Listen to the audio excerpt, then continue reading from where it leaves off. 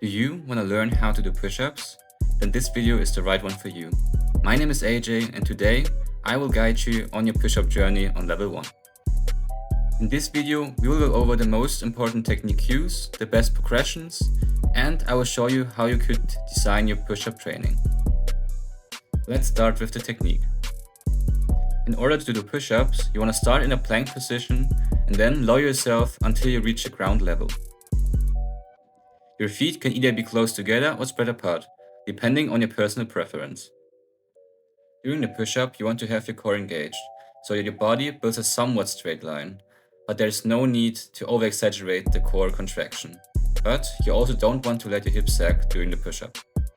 When it comes to the shoulder blades, aka the scapula, I would personally recommend to just let them move freely.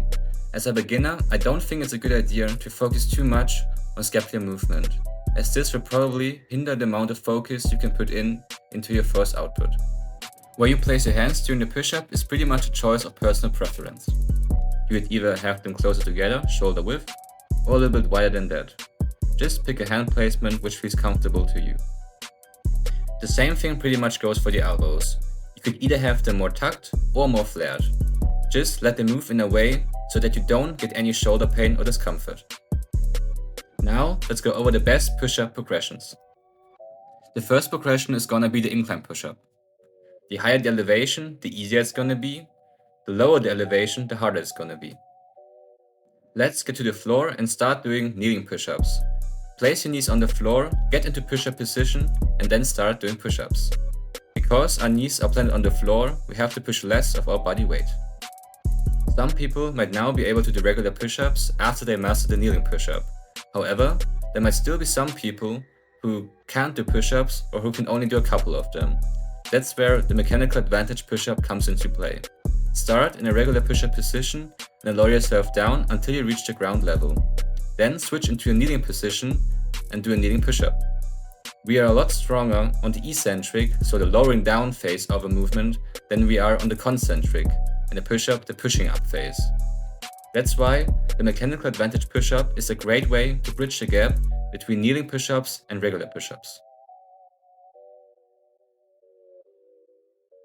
Another great way to get your first push-up is to use bands. Anchor the band somewhere high enough and then loop it around your chest. Pick a band that is thick enough so you can do multiple repetitions. The great thing here is that you get to practice the regular push-up pattern without having to alter a body position. The downside here is that for some people this progression might not be accessible, as you do need resistance bands and a place to anchor them. Now that we went over the most important technique cues and all of the progressions, let's see how you could design your push-up training. Here are a few examples. I will structure your training by picking two progressions, one which is harder and one which is easier.